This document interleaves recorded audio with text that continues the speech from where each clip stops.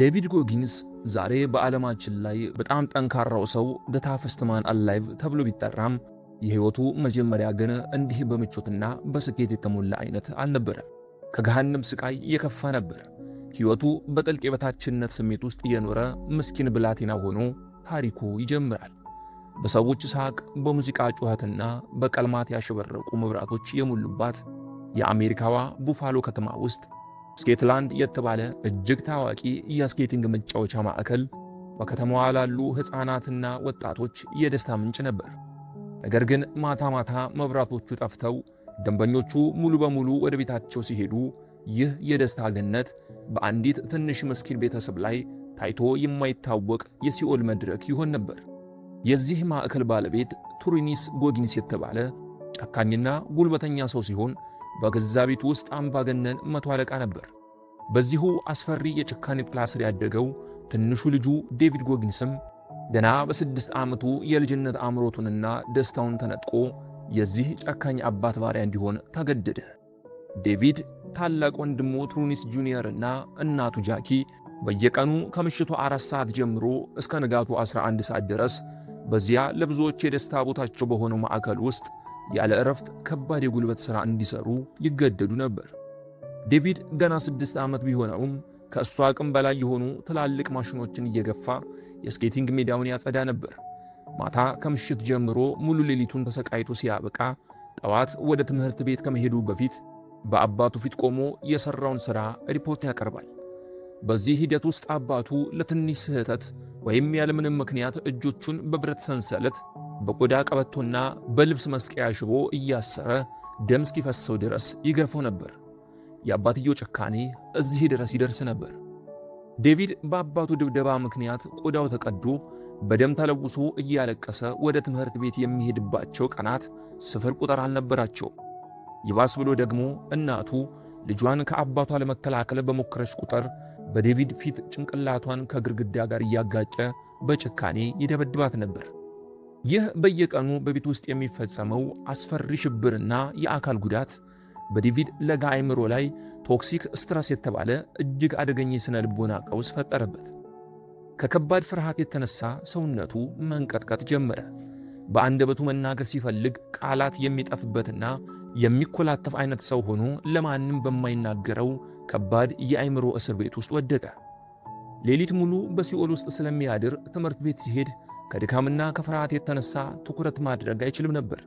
በዚህም ምክንያት የመማርና የማስታወስ አቅሙ ሙሉ በሙሉ ተሰላችቶ በአንደኛ ደረጃ ክፍል ውስጥ መጽሐፍ መግለጥና ማንበብ እንኳን የማይችል ደካማና ሰነፍ ተማሪም ሆነ። ዴቪድ ራሱን በቁሙ እንደሞተ አምልጦ መውጫ እንደሌለውና በዓለም ላይ ማንም እንደማይፈልገው ውዳቂ ሰው አድርጎ በማሰብ በታላቅ የውርደትና የዝቅተኝነት ስሜት ውስጥ ሰመጠ።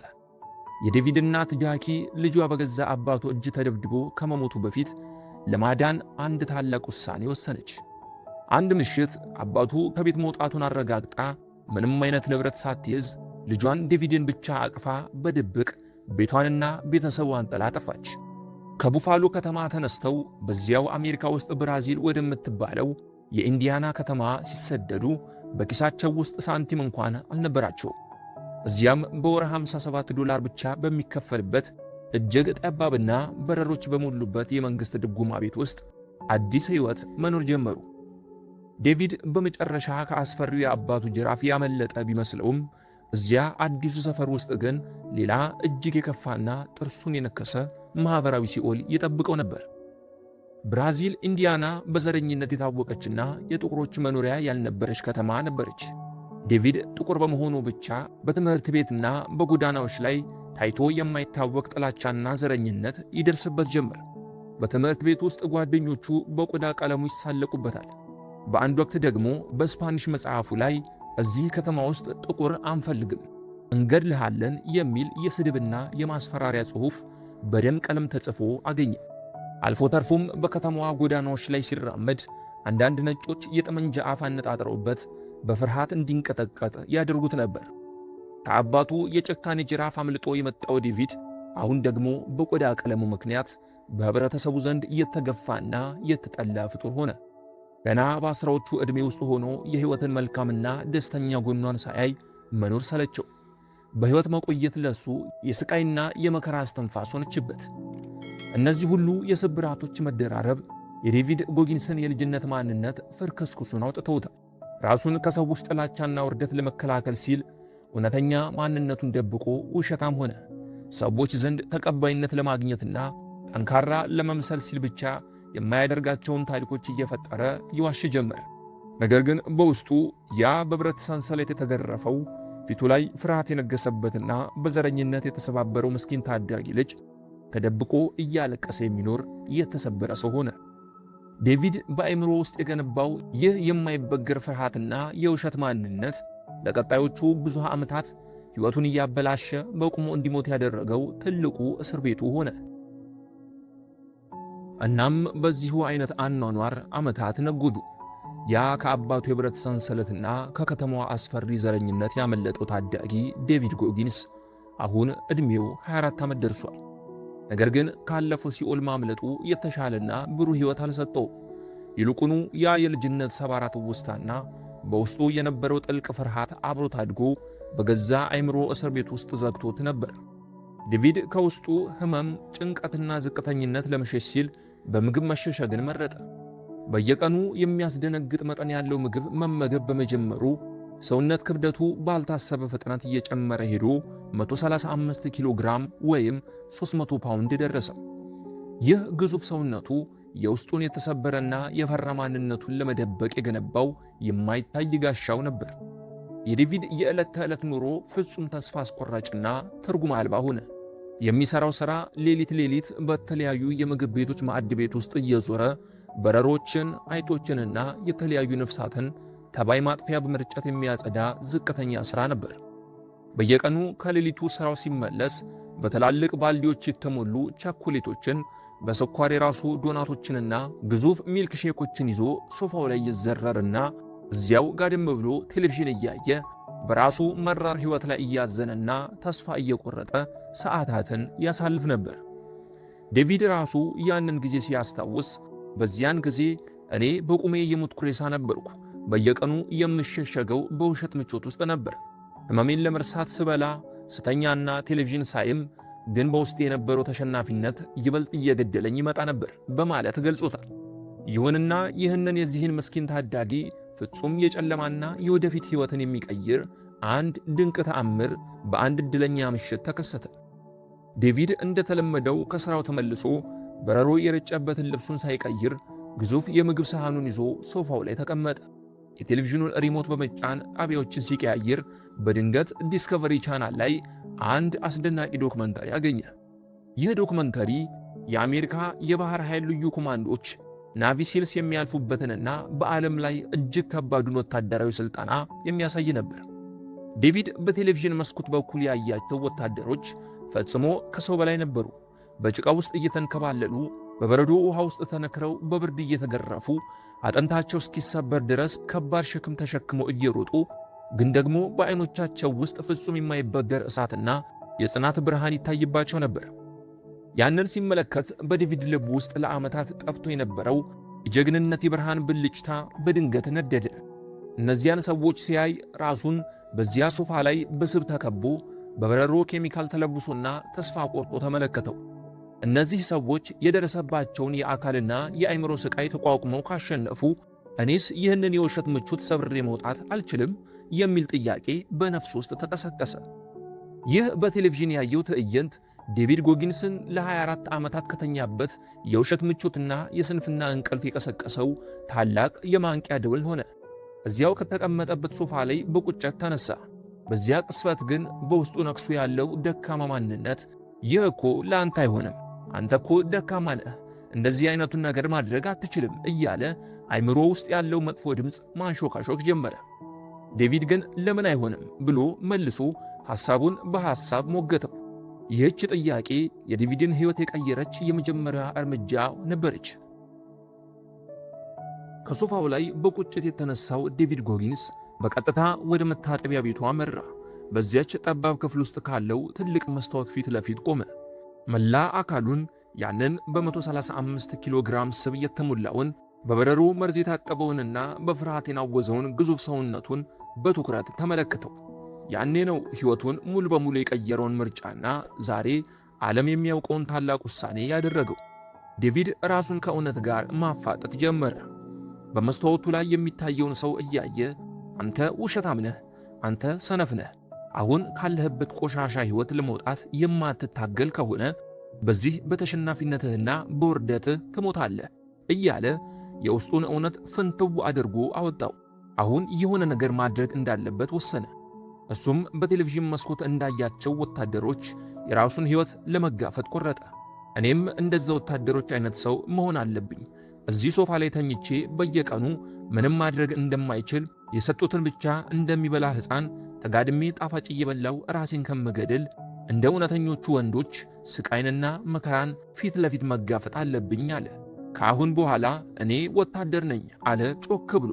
የሆነ አንዳች ኤሌክትሪክ የመሰለ ስሜት መላ ሰውነቱን ነዝሮት ወዲያውም የባህር ኃይል ሄዶ ለመመዝገብም ወሰነ። ይሁንና የባህር ኃይል ልዩ ኮማንዶ ናቪ ሲል ለመሆን የነበረው ህልም በሩቅ የሚታይ ተራ ተራራ ብቻ አልነበረም። ወደ ምልመላ ጽሕፈት ቤቱ በአካል ሄዶ መመዝገብና የባህር ኃይል ወታደር መሆን እንደሚፈልግ ሲጠይቅ ምልምል መኮንኖቹ ያንን ግዙፍ ሰውነቱን አይተው በሳቅ ተሳለቁበት። የሕክምና ባለሙያዎቹም ሆኑ መኮንኖቹ በአንድ ድምፅ የናቪ ሲል የክብደት ገደብ 86 ኪሎ ግራም ነው፣ አንተ ደግሞ 135 ኪሎ ነህ። በ3 ወር ውስጥ 50 ኪሎ ግራም ወይም 100 ፓውንድ ካልቀነስክ ፈጽሞ ወደዚህ ሥልጠና መግባት አትችልም አሉት። ማንም ተራ ሰው ይህንን ሲሰማ የማይቻል ተአምር ነው ብሎ እጁን አጣጥፎ ወደ ሶፋው ይመለስ ነበር። ዴቪድ ግን ሌላ ምርጫ አደረገ። ያንን 12 ሳምንታት የጽናትና የጀግንነት መፈተሻ መድረክ አደረገው። በሕይወቱ ለመጀመሪያ ጊዜ አድርጎት የማያውቀውን አይነት ቁርጠኝነት፣ ዲሲፕሊንና ጽናትን ታጥቆ ራሱን ለመቀየር ቆርጦ ተነሳ። ማንም ሰው ሊያደርገው የማይችለውን ያንን አስፈሪና አሰቃቂ የክብደት መቀነስ ጉዞውን ጀመረ። በየቀኑ ሌሊት 10 ሰዓት ላይ ከማንም ቀድሞ ጸጥ ረጭ ባለው ሌሊት እየተነሳ በዚያ በ135 ኪሎ ግራም ግዙፍ ሰውነት ጫና በሚሰቃዩት ሰባራ እግሮቹ ብዙ ኪሎ ሜትሮችን እንዘፍ እያለ ብቻውን መሮጥ ጀመረ። መጀመሪያ ላይ ጥቂት ሜትሮችን ሲሮጥ ትንፋሹ ይቆራረጥ፣ እግሮቹ በከፍተኛ ሕመምና እብጠት ይሰቃይ ነበር። አይምሮ በየሰከንዱ አቁም፣ አትችልም፣ አንተ ያው ሰነፍ ነህ እያለ ሲጮህበት፣ ዴቪድ ግን አይምሮውን መዋጋት ጀመረ። እኔ ከአይምሮዬ በላይ ነኝ እንጂ አይምሮዬ እኔን ሊቆጣጠረኝ አይችልም፣ ስለዚህ እኔ የምልህን ትእዛዝ ትቀበላለህ እያለ መዋጋቱን ቀጠለ። ይህ ድል ዴቪድ የማይቻል የሚባለው ነገር በአይምሮ ውስጥ ያለ ግድግዳ ብቻ መሆኑን ያወቀበት ትልቁ አጋጣሚ ነበር። ነገር ግን ወደ ኋላ አላፈገፈገ። በቀን ውስጥ እስከ 7 ሰዓት የሚደርስ ከባድ የካርዲዮና የብስክሌት ስፖርት ይሰራል። ምግቡን ሙሉ በሙሉ በመቀነስ በየቀኑ ጥቂት የቺክን ብረስትና አትክልት ብቻ መመገብ ጀመረ። በየቀኑ በህመም እየተገረፈ ሰውነቱ እየዛለና ደም እየተፋም ቢሆን ያንን የኃላፊነት መስታወት እያየ መታገሉን ቀጠለ። በየቀኑ የሚያጋጥሙትን ድክመቶቹን በመስታወቱ ላይ በማስታወሻ እየጻፈ ራሱን መቅጣቱንም ተያያዘው።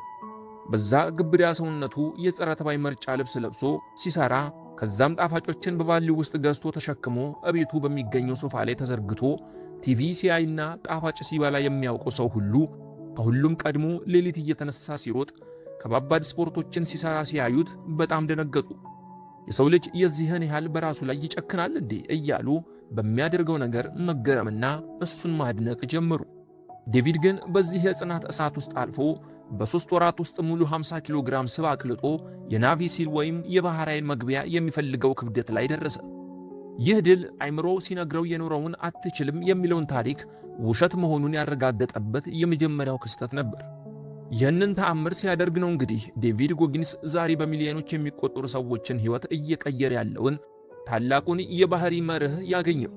እርሱም the 40% ሩል ወይም የ40 በመቶ ሕግ ይባላል። ይህም አይምሮአችን ደክሞኛል፣ ከዚህ በላይ አልችልም፣ መቆም አለብኝ ብሎ ምልክት ሲሰጠን ገና የተጠቀምነው የውስጣችንን እውነተኛ እምቅ አቅም 40 በመቶ ብቻ ነው። የቀረውን 60 በመቶ አቅማችንን የምናገኘው ግን ያንን የድካምና የህመም አጥር ሰብረን አይምሮአችን በቃኝ አልችልም ሲል፣ እኛ ግን ጨክነን ወደፊት ስንገፋና ስንቀጥል ብቻ ነው በማለት ጎጊንስ ያብራረዋል። ይህም ማለት አይምሮአችን በቃኝ ደከመኝ ሲለን ገና የተጠቀምነው የሰውነታችንን አቅም 40% ብቻ እንደሆነ አውቀን ቀሪው 60% ገና ጥቅም ላይ እንዳልዋለ መረዳት ማለት ነው። ይህ ሐሳብ ዴቪድን በዓለም ላይ እጅግ አስቸጋሪ የሚባሉትን አልትራ ማራቶን ሩጫዎችን እንዲሮጥ እና የጥንካሬ ምልክት እንዲሆን አደረገው። ዴቪድ ጎጊንስ 50 ኪሎ ግራም ክብደቱን በ3 ወር ቀንሶ ማንም ያላመነውን ተአምር ከሠራ በኋላ ወደ አሜሪካ የባህር ኃይል ልዩ ኮማንዶ ናቪ ሲል ማሰልጠኛ ካምፕ ገባ። ይህ ማሰልጠኛ በድስ በመባል የሚታወቅ ሲሆን በዓለም ላይ ካሉ እጅግ ጨካኝና ሰብአዊ አቅምን የሚፈትኑ ወታደራዊ ስልጠናዎች ከሚካሄዱበት ኃያል ካምፖች ውስጥ አንዱ ነው። የዚህ ስልጠና ዋነኛውና አስፈሪው ምዕራፍ ደግሞ ሄል ዊክ የሲኦል ሳምንት ይባላል። ይህም ለ5 ቀናት ከግማሽ ወይም ለ130 ሰዓታት ሙሉ ያለምንም እንቅልፍ ከፍተኛው 2 ሰዓት ብቻ በመተኛት በቀዝቃዛማው የፓሲፊክ ውቅያኖስ ማዕበል ውስጥ ተነክረው በጭቃ ውስጥ እየተንከባለሉና አጥንት በሚሰብር ሸክም ማይልስ የሚሮጡበት የቁም ሲኦል ነው። እዚህ ስልጠና ውስጥ ከሚገቡት ምልምሎች መካከል ከ80 በመቶ በላይ የሚሆኑት መቋቋም አቅቷቸው ደውሉን በመምታት እጅ ይሰጣሉ። ነገር ግን ለዴቪድ ጎጊንስ የገጠመው ፈተና ተራ አልነበረም። እሱ ይህንን የሲኦል ሳምንት አንዴ ብቻ ሳይሆን ሙሉ 3 ጊዜ የሞት አፋፍ ላይ ደርሶ የተመለሰበት መራር ጉዞ ነበር። በመጀመሪያው ዙር ስልጠና ላይ እያለ በከፍተኛ ጫና ምክንያት በሁለቱም እግሮቹ ላይ ስትረስ ፍራክቸርስ የተባለ የከባድ አጥንት ስብራት ደረሰበት። ህመሙ እጅግ ከመበርታቱ የተነሳ መቆም እንኳን አቅቶት ከስልጠናው ውጭ ተደረገ። ጎጊንስ ግን ተስፋ አልቆረጠም። እግሩ ሲያገግም ወደ ሁለተኛው ዙር ስልጠና ተመለሰ። ነገር ግን በሁለተኛው ዙር ሄል ዊክ ላይ እያለ በብርድ ውሃና በጭቃ ውስጥ በመቆሙ ምክንያት በጽኑ የኒሞኒያ በሽታ ሳምባው ተመታ። በድጋሚ ሕይወቱ አደጋ ላይ በመውደቋ በዶክተሮች ትዕዛዝ ከስልጠናው እንዲሰናበት ተደረገ። ማንኛውም ጽናት ያለው ጀግና ሰው በዚህ ደረጃ የአካል ስቃይ ሲደርስበት፣ አጥንቱ ሲሰበርና ሳምባው በበሽታ ሲጠቃ እድሉ የለኝም እግዚአብሔር አልፈቀደውም ብሎ እጁን ሰጥቶ ይተወው ነበር። ዴቪድ ግን ሌላ ምርጫ አደረገ። ያንን ተሸናፊ ነህ የሚለውን የልጅነት ድምፅ ላለመስማት ሲል ለሶስተኛ ጊዜ ወደዚያ የሲኦል መድረክ ተመለሰ። ይህ የእሱ የመጨረሻ እድሉ ነበር። ካልተሳካ ግን በቃ መቼም አይመለስም። ህልሙ ህልም ብቻ ሆኖ ይቀራል። ነገር ግን በሦስተኛው ዙር ስልጠና ገና የመጀመሪያዎቹ ቀናት ላይ ያ የድሮ የእግር አጥንት ስብራት በድጋሚ ተቀሰቀሰ። እያንዳንዱ እርምጃ እግሩ ላይ መርፌ እንደሚሰካ ያህል ያሰቃየው ጀመር። ጎጊንስ ግን በዚህ አስፈሪ ወቅት አይምሮውን የማይበገር ምሽግ አደረገው። በየቀኑ ጠዋት ከመነሳቱ በፊት ማንም እንዳያይበት የመታጠቢያ ክፍል ውስጥ ገብቶ ሁለቱንም እግሮቹን ከቁርጭምጭሚቱ ጀምሮ እስከ ጉልበቱ ድረስ በደክት ቴፕ ፕላስተር አጥብቆ ያስራቸው ነበር።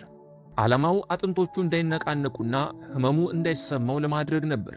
ለምን? ምክንያቱም አይምሮ ተሸነፍ ሲለው፣ እሱ ግን ትዕዛዝ ተቀበል እያለ አይምሮን ለማሸነፍ ሲል ብቻ ነበር። ያንን ጥቁር ማዕከልና የሌሊቱን ቅዝቃዜ ተቋቋመው እግሮቹ እየደሙና አጥንቶቹ እየተሰበሩ ነበር። ስልጠናውን የሚመሩት መኮንኖች ሳይቀሩ የእሱን አይኖች ሲያዩ ፍጹም የሆነ የክፋትና የጽናት ጋኔን ይመለከቱ ነበር። እግሩ እንደዛ እየደማ የአጥንት በሽታው በዚያ ቅዝቃዜ ተቀስቅሶ እንደ መርፌ እግሩን እየወጋው፣ እሱ ግን አይምሮውንም ህመሙንም ስቃዩንም ውጦ በጭካኔ ያንን ስልጠና በጽናት ቆየበት። ጎጊንስ በሰው ልጅ ታሪክ ማንም ያላደረገውን ገደል ጥሶ ያንን የሦስተኛውን የሲኦል ሳምንት በድል አጠናቀቀ። የአሜሪካ ባህር ኃይል ልዩ ኮማንዶ ናቪ ሲል መሆን ብቻ ሳይሆን በመቀጠልም የአርሚ ሬንጀርስና የታክቲካል አየር ኃይል ስልጠናዎችን በአንድነት ያጠናቀቀ በአሜሪካ ታሪክ ብቸኛው ሰው ለመሆንም በቃ።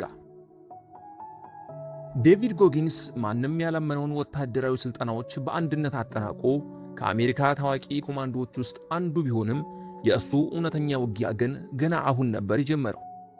ጎጊንስ ወታደራዊ ማዕረጉን ለማሳየት ሳይሆን የሰውን ልጅ የአእምሮ አቅም የመጨረሻውን ጥግ ለመፈተሽ ወሰነ። እንደ አውሮፓውያን አቆጣጠር በ2005 በጦርነት ላይ ለሞቱት ወታደር ወዳጆቹ ልጆች የትምህርት ፈንድ ማሰባሰቢያ የሚሆን ገንዘብ ለመፈለግ በዓለማችን እጅግ አስቸጋሪ ወደ ሆነው የሳንዲያጎ 24 ሰዓት የሩጫ ውድድር አልትራ ማራቶን አመራ። ዓላማው በ24 ሰዓት ውስጥ ሙሉ 161 ኪሎ ሜትር ወይም 100 ማይልስ ያለማቋረጥ መሮጥ ነበር። ይሁንና ጎጊንስ ይህንን ውድድር ሲጀምር ለወራት ሙሉ ምንም አይነት የሩጫ ቅድመ ዝግጅት አላደረገም ነበር።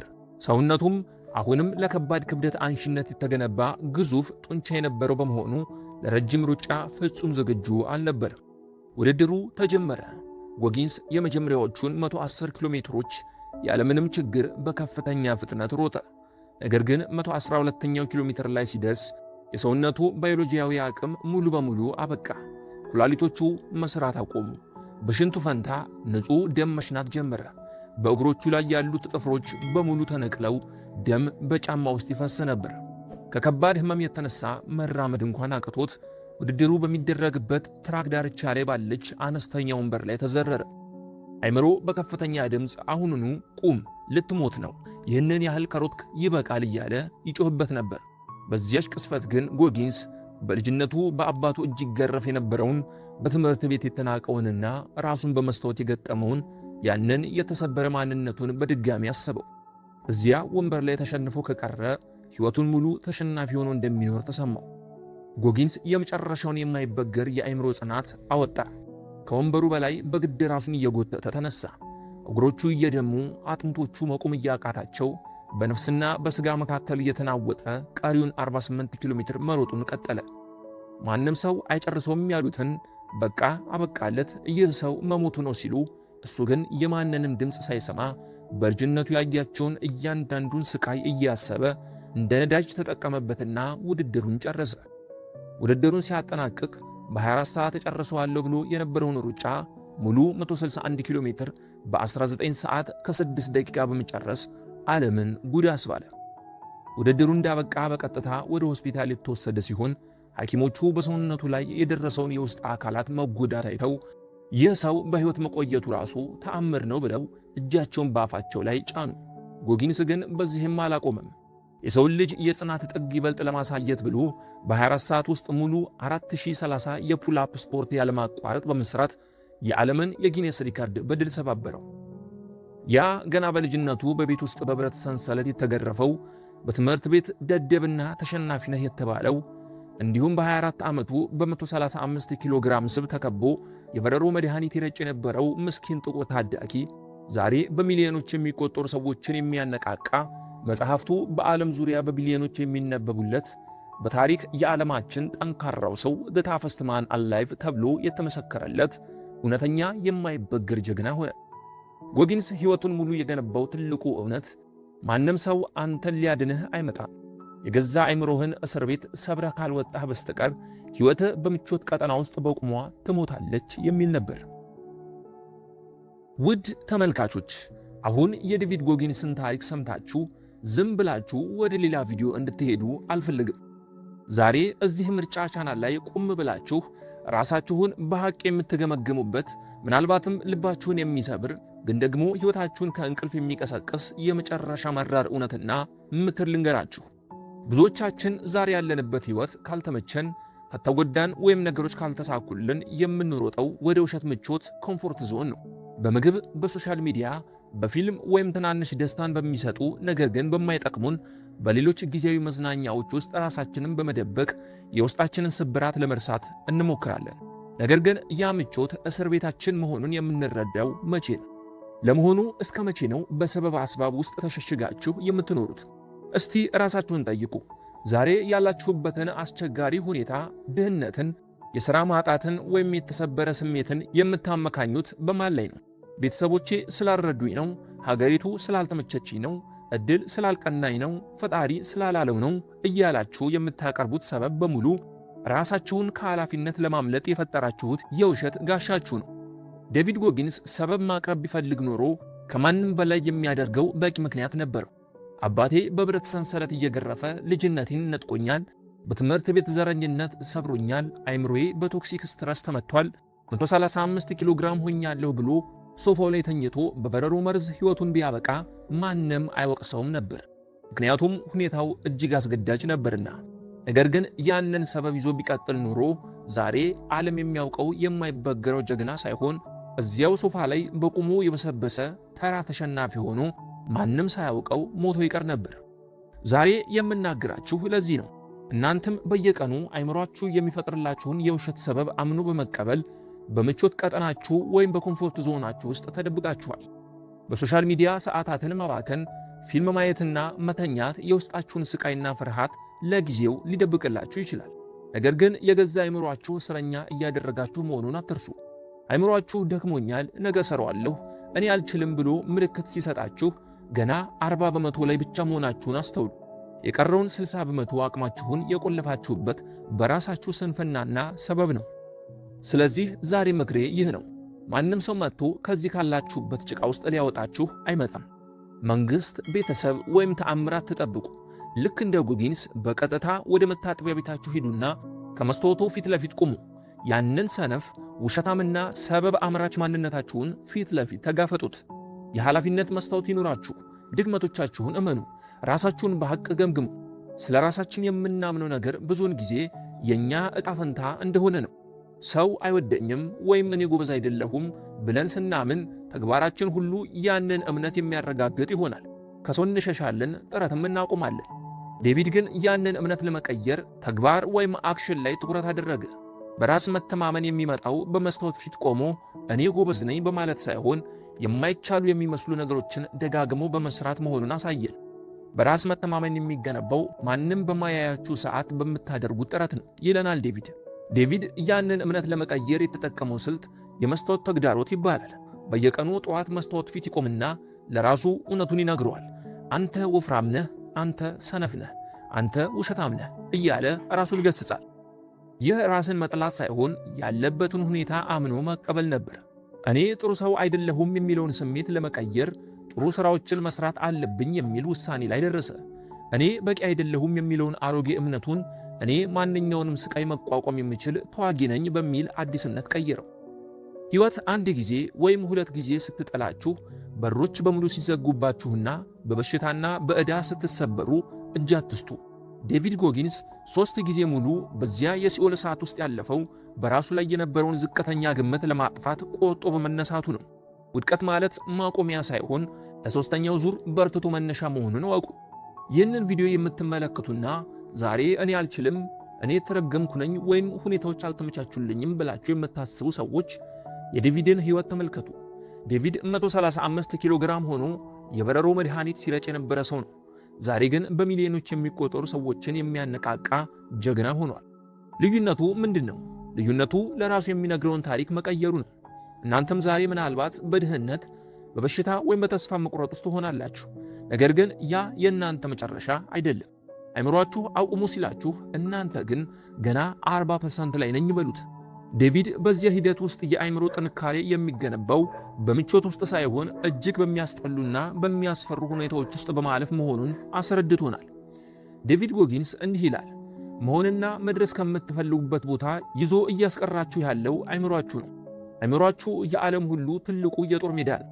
እዚያ ካሸነፋችሁ በየትኛውም ቦታ ማሸነፍ ትችላላችሁ። ስለዚህ እናንተም ዛሬ ምናልባት የሰዎች ትችት ወይም ያለፈው ውድቀት አሰናክሏችሁ ይሆናል። ነገር ግን ያንን ሰንሰለት የመበጣጠስ ሥልጣን በእጃችሁ ነው። ዴቪድ በሰባራ እግሩ መሮጥ ከቻለ እናንተም ዛሬ ካላችሁበት ችግር መውጣት ትችላላችሁ። እኔ ደካማ ነኝ የሚለውን አሮጌ ታሪክ እኔ የማይበገር ጠንካራ ነኝ በሚል አዲስ እምነት ተኩት። የዴቪድ ጎጊንስ ታሪክ የሚነግረን ትልቁ ቁም ነገር የሰው ልጅ አቅም ወሰን የሌለው መሆኑን ነው። ዴቪድ ከገሃነም ተነስቶ ራሱን የፈጠረ ሰው ነው። ተሰጦ የለኝም ነገር ግን ጽናት አለኝ ይለናል ዴቪድ። እናንተም ዛሬ ተሰጦ ባይኖራችሁም እንኳን ጽናት ካላችሁ የፈለጋችሁበት ቦታ መድረስ ትችላላችሁ። የህመም የድካምና የሰዎች ዝቅተኛ ግምት አጥር ሲጋረጥባችሁ ወደ ኋላ አትበሉ። እግሮቻችሁን በጽናት ፕላስተር አስራችሁ ደም እየተፋችሁም ቢሆን ደጋግማችሁ መጋፈጣችሁን ቀጥሉ። ምክንያቱም ታላቅነት የሚወለደው በምቾት ውስጥ ሳይሆን ያንን የሲኦል ሳምንት በጽናት አልፎ መውጣት ሲቻል ብቻ ነው። አሮጌውንና ተሸናፊውን ማንነታችሁን ዛሬውኑ አውልቃችሁ ሰባብራችሁ ጣሉት። ዴቪድ ጎጊንስ ዛሬም ቢሆን በውስጡ ያ ድካም እንደሚሰማው ይናገራል። ልዩነቱ ግን አሁን የዛ ድምፅ ተገዢ አለመሆኑ ነው። አይምሯችሁ ጥሩ አገልጋይ ነው፣ ግን ደግሞ መጥፎ ጌታችሁም ነው ይለናል። ዴቪድ የራሱ አይምሮ ጌታ ለመሆን በቅቷል። ውድ ተመልካቾች፣ ከዚህ ታሪክ ልትወስዱት የሚገባው ነጥብ እናንተ የደረሰባችሁ በደል፣ ያለፋችሁበት መከራ ወይም አሁን ያላችሁበት ሁኔታ ማንነታችሁን አይወስኑ። ማንነታችሁን የሚወስነው ዛሬ አሁን በምትወስኑት ውሳኔና በምታደርጉት ጥረትና ተግባር ነው። ዴቪድ ከከፍተኛው ፍረትና ተስፋ መቁረጥ ውስጥ ወጥቶ የዓለም ጀግና መሆን ከቻለ ታዲያ ለምን እናንተም በውስጣችሁ ያለውን ያንን ብቁ አይደለሁም የሚል ሰንሰለት በጥሳችሁ ብቁ መሆናችሁን አታሳዩ? ይህንን ቪዲዮ የምትመለከቱ ሰዎች ዛሬ ራሳችሁን እንዲህ ብላችሁ ጠይቁ። እኔ እየመራኝ ያለው የእኔ አቅም ነው ወይስ የኔ ፍርሃት? የዴቪድ ጎጊንስ ታሪክ እንደሚነግረን ፍርሃታችሁን ፊት ለፊት ስትጋፈጡት ያን ጊዜ እውነተኛ ማንነታችሁን ታገኛላችሁ። ስሜታችሁ አይቻልም ሲላችሁ እናንተ ግን ሞክረው በሉት። ዴቪድ ያደረገው ይህንን ነው። እናንተም ይህንን ማድረግ ትችላላችሁ። ሕይወት የሚጀምረው ከምቾት ቀጠናችሁ ውጭ ነው። ዛሬ ያንን አሮጌ ታሪክ ቀይሩት። ዛሬ አዲስ ታሪክ መጻፍ ጀምሩ። ምክንያቱም እናንተ ከመሰላችሁ በላይ እጅግ ጠንካሮች ናችሁ። የዴቪድ ጎጊንስ አስገራሚ የሕይወት ታሪክ ፍጻሜውን ያገኘው እዚህ ላይ ነው። ይህ ታሪክ የሚያሳየን ያላችሁበት አስቸጋሪ ሁኔታ ወይም ያለፋችሁበት የተሰበረ የልጅነት ማንነት የነገ ማንነታችሁን ሊወስን እንደማይችል ነው። ሕይወት ብሩህ የምትሆነው እናንተ አይምሯችሁን ማዘዝ ስትጀምሩ ብቻ ነው። ዛሬ አዲስ ሩጫ በመጀመር አዲስ ሕይወት መኖር ጀምሩ። ይህ ምርጫ ቻናል ነው። ሰብስክራይብ በማድረግ በምንለቃቸው እውነተኛ የሥነ ልቦና ታሪኮች ራሳችሁን አሻሽሉ። ምርጫችሁ ሁሌም የነጻነትና የድል ይሁን። ቻው።